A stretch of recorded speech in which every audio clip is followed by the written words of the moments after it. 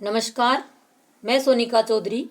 आप सभी का स्वागत है आपके अपने YouTube channel study with Sonika Chaudhary. हमने जो कक्षा 9 से 12 तक की पाठ्य पुस्तकों की प्रश्न उत्तरों की जो श्रृंखला प्रारंभ की थी, आज उस श्रृंखला का यह तीसरा वीडियो है। उम्मीद करती हूँ आप सभी को ये पसंद आ रहा होगा और यह आपके सेकंड ग्रेड और फर्स्ट ग्रेड हिंदी के लिए उपयोगी है। अंतरा भाग 2 हिंदी साहित्य की ये बुक है, कक्षा 12 की, कच्चा चिट्ठा, ब्रजमोहन व्यास। प्रश्न नंबर 1, ब्रजमोहन व्यास का जन्म कब हुआ था? 1887, 1888, 1883 या 1886? तो ब्रजमोहन व्यास का जन्म कब हुआ था? 1886 में। और चंद्रधर शर्मा गुलेरी जी का जन्म कब हुआ था? 1883 में। और आचार्य रामचंद्र शुक्ल का जन्म कब हुआ था? 1884 में। नेक्स्ट प्रश्न, ब्रजमोहन व्यास ने संस्कृत की शिक्षा किससे प्राप्त की थी?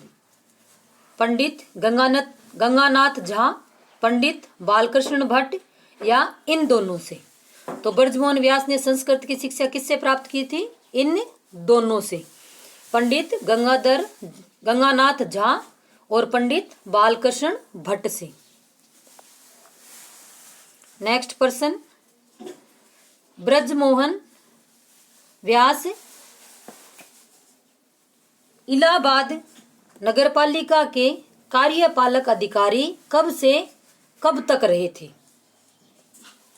1925 से 1945, 1920 से 1940 या 1924 से 1943 या 1921 से 1943? नगरपालिका में कार्यपालक अधिकारी के रूप में कब से कब तक रहे थे? 1921 से 1942 तक।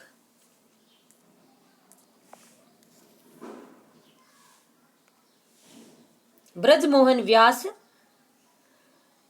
1944 से 1951 तक किस समाचार पत्र समूह के जनरल मैनेजर रहे थे? भारत मित्र, चांद या लीडर के? तो किस के रहे थे? लीडर जनरल पत्र के इसके जनरल मैनेजर रहे थे।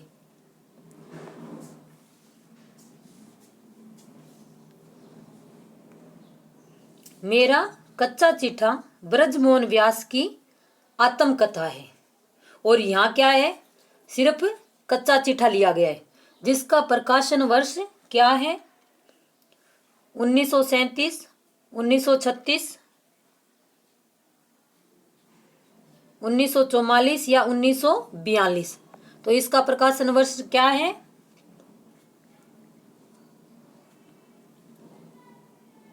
बी, 1936। और पाठ्यक्रम में कच्चा चिट्ठा नामक संस्मरण लिया गया है, वो इसी आत्मकथा का एक अंश है। नेक्स्ट प्रश्न भी यही आ गया। कच्चा चिट्ठा की विधा क्या है? क्या है इसकी विधा? यह एक संस्मरण है।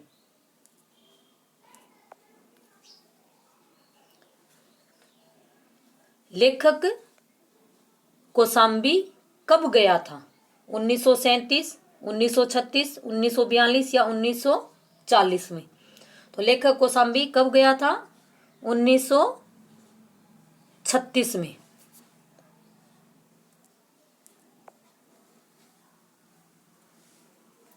ब्रजमोहन व्यास की रचना है। अब ब्रजमोहन व्यास की और कौन कौन सी रचनाएं हैं? जानकी हरण अनुवाद, इन्होंने जानकी हरण का अनुवाद किया था। पंडित बालकृष्ण भट्ट की जीवनी भी इन्होंने लिखी थी। और महामना मदन मोहन मालवीय जी की जीवनी भी इन्होंने लिखी थी। तो ये उपयुक्त सभी इनकी क्या है? रचनाएं हैं।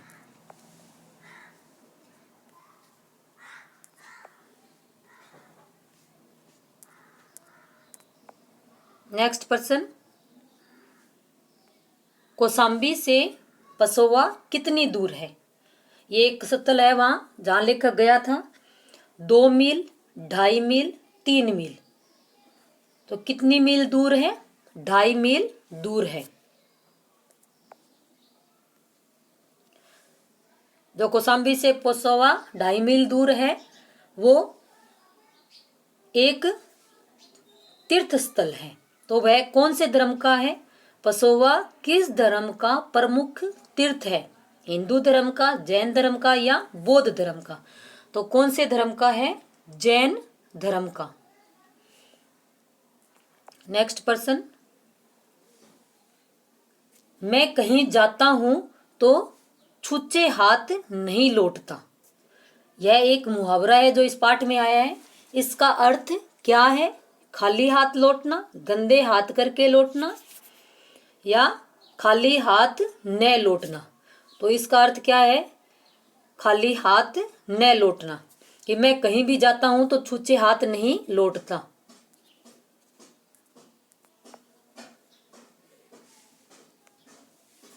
यदि चंद्रायन व्रत करती बिल्ली के सामने एक चूहा स्वयं आ जाए तो बेचारी को अपना कर्तव्य पालन करना ही होता है। लेखक ने यह कथन किसके लिए कहा है? यह कब कहा था ये कथन? मद्रास से पुराने भोजपत्र के लिए, बुढ़िया से कृष्ण की मूर्ति खरीदने के लिए या चतुर्मुख शिव की मूर्ति खरीदने के लिए? तो लेखक ने ये कथन कब कहा था? जब उन्होंने भगवान शिव की मूर्ति एक खेत में पड़ी हुई देखी थी, तब उन्होंने ये कथन कहा था। चतुर्भुज शिव की मूर्ति, यहाँ चतुर्भुज है, चतुर्भुज शिव की मूर्ति।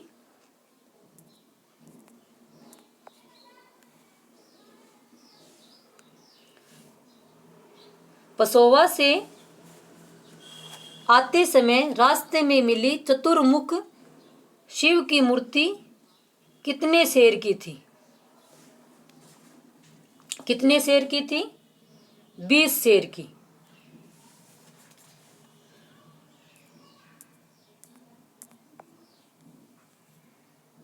नेक्स्ट पर्सन, यदि गांव में कोई मूर्ति गायब होती तो गांव वालों का ध्यान किस पर जाता था? डाकू रामसिंह पर, लेखक पर या तहसीलदार पर? तो जब भी कोई मूर्ति या वस्तु गायब होती तो सबका ध्यान किसकी ओर जाता था? लेखक की ओर।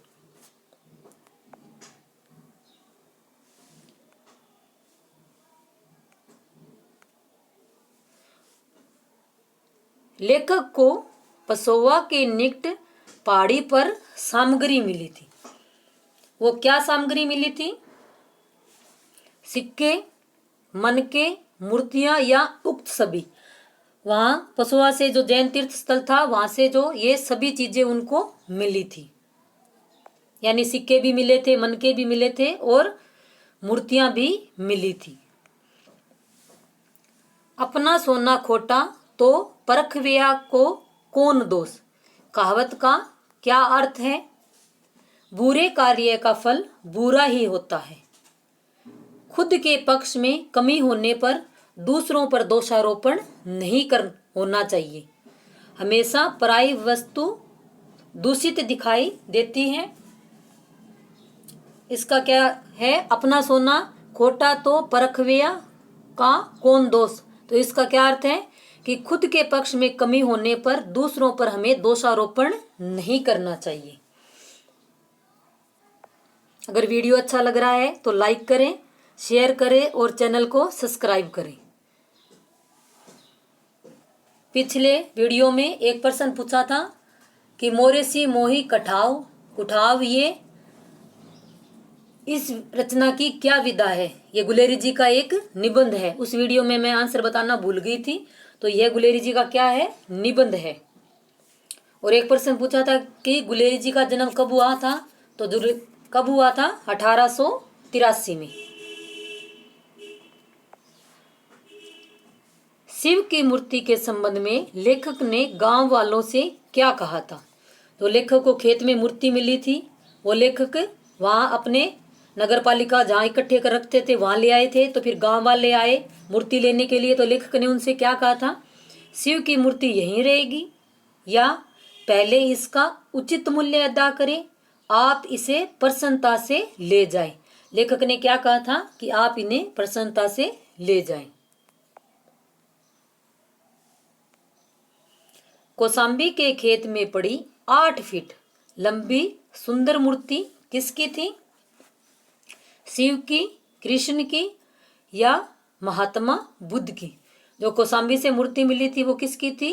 महात्मा बुद्ध की मूर्ति थी।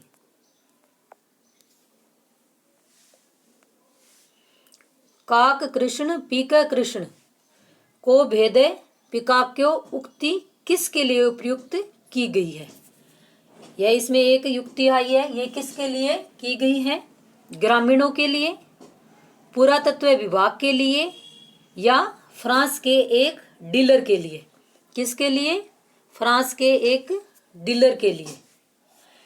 इसका मतलब क्या है कि कोयल और कोए में भेद नहीं कर सकते क्योंकि वो दोनों सेम दिखते हैं, लेकिन जब वो बोलते हैं तब हमें पता चलता है कि कौन सा कोआ है और कौन सी कोयल है। फ्रांसीसी डीलर कौशाम्बी से प्राप्त बोधिसत्व की मूर्ति के लिए कितने रुपए देने के लिए तैयार हो गया था? 20,000, 5,000, 10,000 या 6,000? तो कितने रुपए देने के लिए तैयार हो गया था? 10,000। बोधिसत्व की मूर्ति किस शासक के समय स्थापित की गई थी? जो लेखक को 8 फीट ऊंची भगवान बुद्ध की मूर्ति मिली थी वो किस शासन के समय स्थापित की गई थी? अशोक के शासन काल के 3रे वर्ष में, कनिष्क के शासन काल के 2रे वर्ष में या अकबर के शासन काल के 3रे वर्ष में? तो यह जो मूर्ति मिली थी भगवान बुद्ध की वो कब स्थापित की गई थी? कुषाण शासक कनिष्क के शासन काल के 2रे वर्ष में। और यह बात कहाँ लिखी हुई थी? मूर्ति के पैर पे एक वो लगा हुआ था तो उस पे ये उत्कीर्ण की गई थी।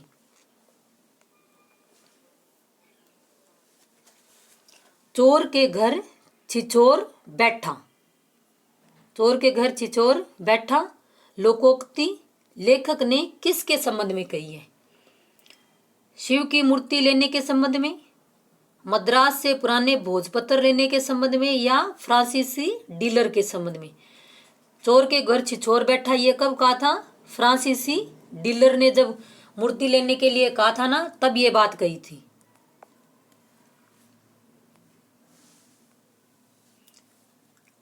सन 1938 में कौशाम्बी में किसकी देखरेख में खुदाई हो रही थी? के.एन. दीक्षित के देखरेख में, सतीश चंद्र के या सतीश काला या मजूमदार के? तो किसकी देखरेख में हो रही थी? मजूमदार की देखरेख में कौशाम्बी में खुदाई हो रही थी।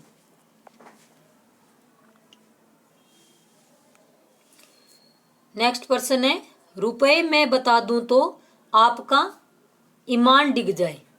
लेखक से यह कथन किसने कहा था? गांव वालों ने, फ्रांसीसी डीलर ने या कौशाम्बी के लोगों ने? किसने कहा था? फ्रांसीसी डीलर ने। तब लेखक ने क्या कहा था कि ईमान जैसी कोई वस्तु मेरे पास है ही नहीं। बोधिसत्व की 8 फीट की मूर्ति कितने रुपए में खरीदी थी? लेखक ने जो मूर्ति खरीदी थी भगवान बुद्ध की वो कितने रुपए में खरीदी थी? जो एक बुढ़िया थी उससे 5 रुपए में, 2 रुपए में, 7 रुपए में या 10 रुपए में? कितने रुपए में? 2 रुपए में। और उसी मूर्ति को फ्रांसीसी डीलर कितने रुपए में खरीदना चाहता था? 10,000 रुपए में। उन्हें संग्रहालय से बड़ी सहानुभूति और सदा उसकी सहायता करने के लिए प्रस्तुत रहते थे। लेखक ने यह कथन किसके लिए कहा है? किसको संग्रहालय से बड़ी सहानुभूति थी? के व्यास को, सतीश काला या के.एन. दीक्षित को? तो संग्रहालय से बड़ी सहानुभूति किसको थी? के.एन. दीक्षित को।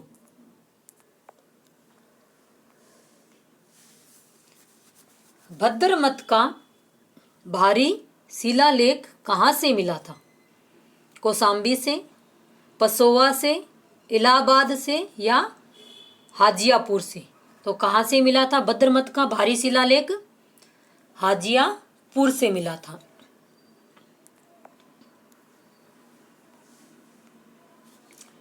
लेखक को अर्ध सरकारी पत्र किसकी ओर से मिला था? अब लेखक को अर्ध सरकारी पत्र मिला था जब ये भद्रमत का शिलालेख के जब बारे में एक प्रकरण है इस पाठ में, तो तब लेखक को एक अर्ध सरकारी पत्र मिला था। तो वो अर्ध सरकारी पत्र किसने लिखा था? सतीश कुमार ने, के.एन. दीक्षित ने या गुलजार मियाँ ने? तो यह अर्ध सरकारी पत्र किसने लिखा था? के.एन. दीक्षित ने। जो अर्ध सरकारी पत्र होता है एकमात्र ऐसा पत्र है जो हम जिसमें संबोधन में हम नाम का उल्लेख करते हैं। बाकी और ये अर्ध सरकारी पत्र जो अपने से अधीनस्थ कर्मचारी जिनको हम पर्सनली जानते हैं उनको लिखा जाता है और संबोधन में नाम का प्रयोग किया जाता है। भद्रमत का शिलालेख 25 रुपए में बिक चुका है। अगर बिना व्यास जी से पूछे इसे कोई उठाएगा तो उसका हाथ पैर तोड़ देंगे। यह कथन किसका है? यह कथन किसका है? मजूमदार का, गुलजार मियाँ का या के.एन. दीक्षित का? तो यह कथन किसका था? गुलजार मियाँ का।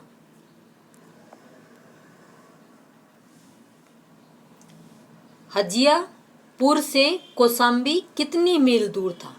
कितनी मील दूर था? 4-6 या 4-5 मील दूर या 2-3 मील दूर? तो कितनी मील दूर था? 4-5 मील दूर था। और जो पसोवा था वो कितनी मील दूर था? 2.5 मील दूर। नेक्स्ट पर्सन,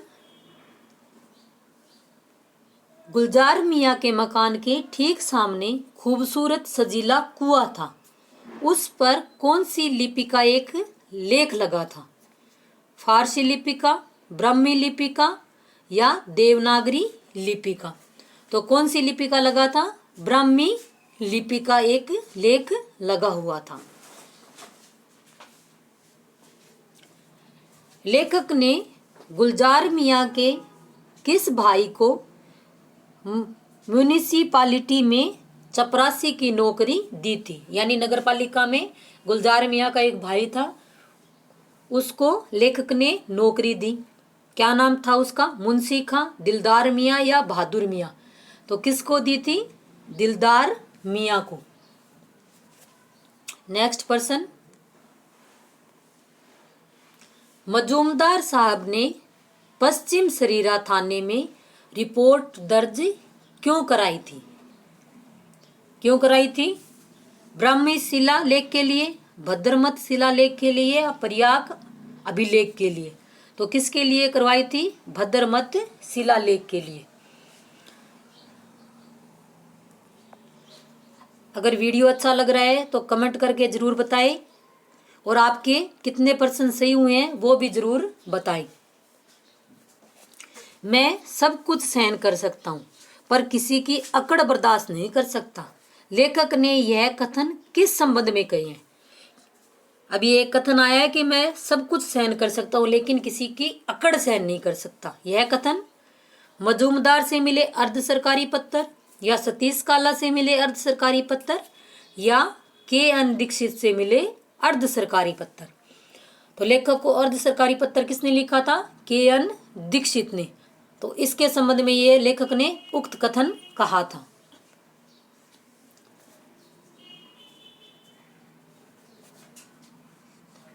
ताम्र मूर्तियां और ताम्र पत्थर पर लिखी हस्तलिखित पुस्तकों की किस मंडी के बारे में लेखक ने उल्लेख किया है?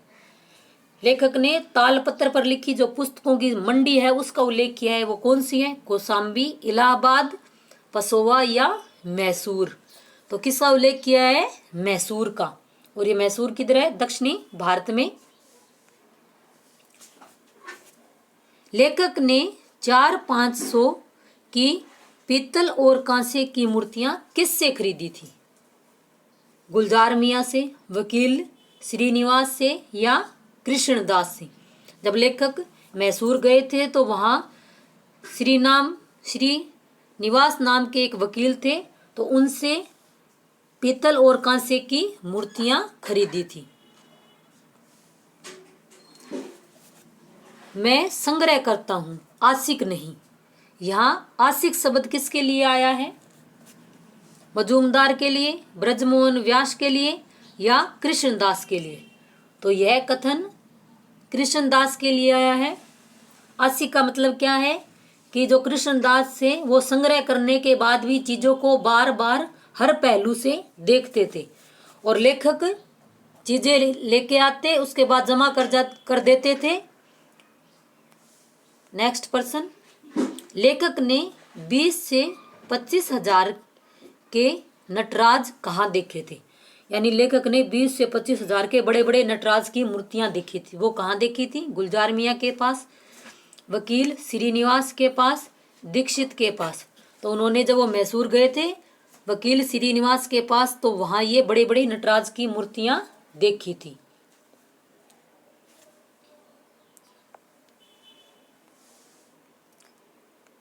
लेखक ने मैसूर से कितने चित्र खरीदे थे?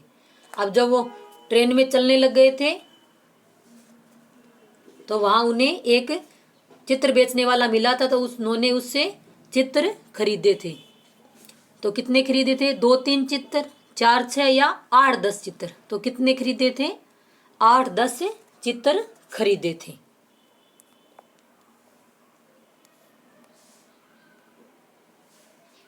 नेक्स्ट पर्सन है, रामेश्वर जाने के बाद लेखक ने किस तरीके से तालपत्र पर लिखी पुस्तकें प्राप्त की थी? पंडों को दक्षिणा देकर पुस्तकें प्राप्त की।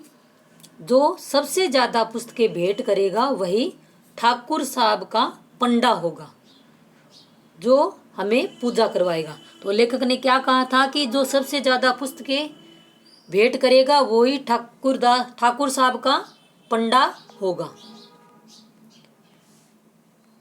फिर एक विकलांग जो पंडा था उसने लाके एक पूरा बंडल उनके सामने रख दिया था।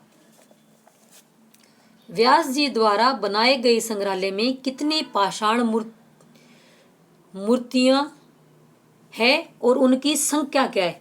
यानी पाषाण जो मूर्तियां हैं उनकी संख्या कितनी है? लगभग 1000, 3000, 2000 या 6000। वहाँ पाषाण मूर्तियां कितनी इकट्ठी हो गई है? 2000। कितनी मूर्तियां हैं? 2000 मूर्तियां। अगर आपको इम्पोर्टेंट पर्सन नोट करने हैं तो कृपया नोटबुक साथ में लेके बैठे और अपनी नोटबुक में साथ में नोट करते भी जाए, और कमेंट बॉक्स में जरूर बताएं कि आपके कितने क्वेश्चन सही हुए हैं। अब संग्रहालय में हस्तलिखित पुस्तकों की संख्या कितनी हो गई थी? यानी जब लेखक ने चीज़ें इकट्ठी की थी तो उनमें पाषाण मूर्तियां भी थी, हस्तलिखित पुस्तकें भी थी। तो हस्तलिखित जो पुस्तकें थी उनकी संख्या कितनी हो गई थी? 14,000। कितनी हो गई थी? 14,000। नेक्स्ट पर्सन,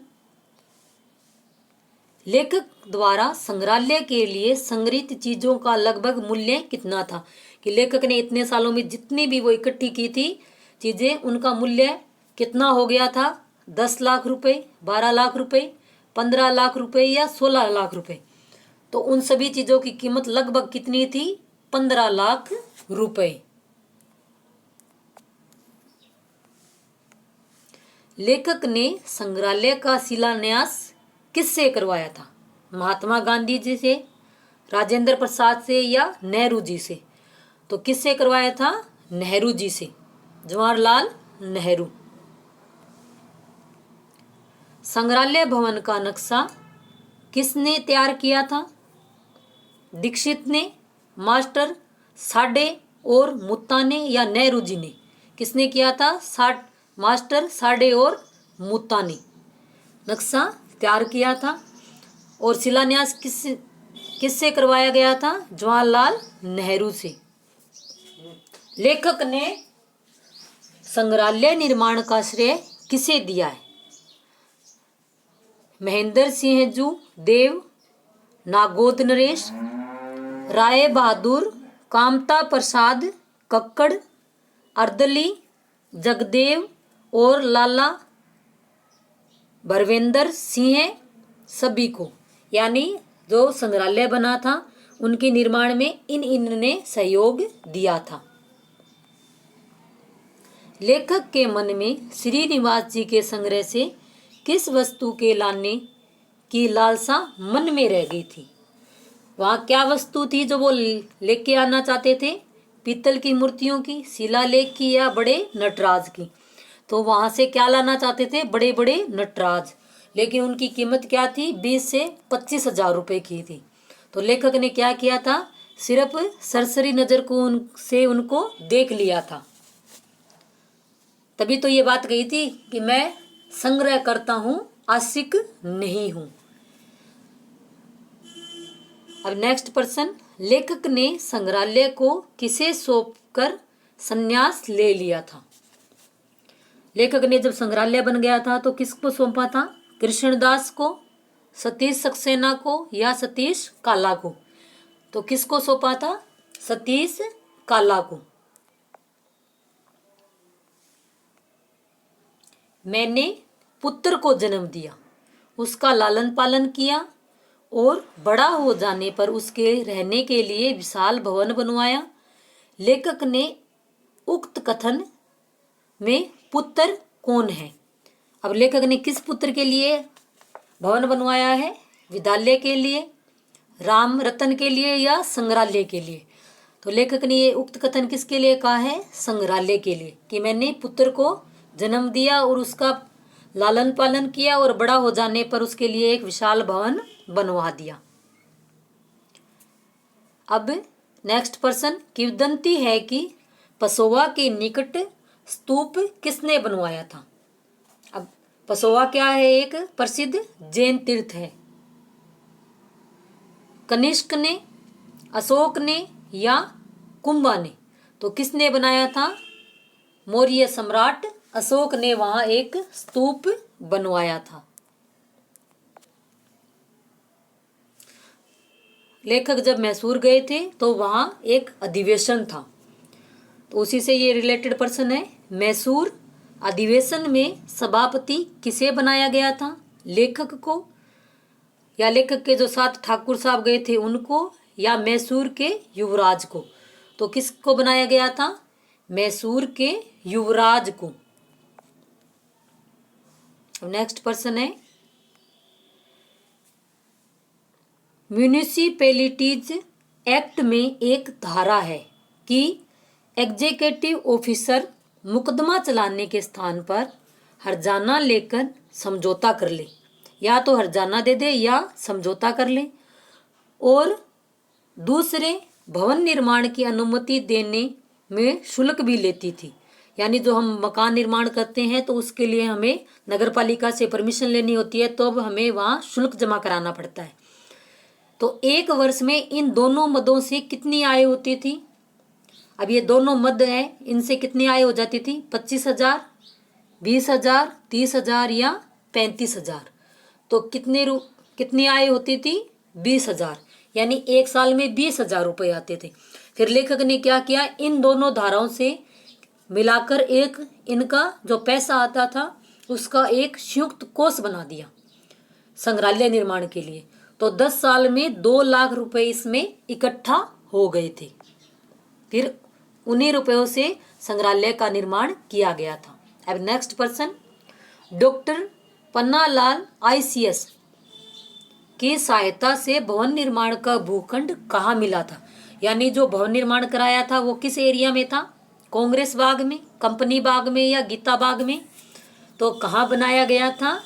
गीता किस में बनाया गया था? कंपनी बाग में। भूखंड कहाँ बनाया गया था? कंपनी बाग में। नेक्स्ट प्रश्न, शिलान्यास समारोह का प्रोग्राम बनाने कौन आए थे? लेखक ने शिलान्यास किससे करवाया था? जवाहरलाल नेहरू से। और वो प्रोग्राम बनाने के लिए कौन आया था? डॉक्टर ताराचंद आए थे। अब नेक्स्ट है, अब इसमें ये एक पंक्ति आई है, शामिल में पीर में शरीर में राखे भेद, कच्चा चिट्ठा में आई यह पंक्ति किसकी है? आलम, घनानंद या ठाकुर की? यह पंक्ति किसकी है? ठाकुर की है। और तीनों ये रीतिकालीन मुक्त धारा के कवि है। वीडियो कैसा लगा सॉरी कमेंट बॉक्स में जरूर बताएं। और आज के लिए इतना ही, धन्यवाद।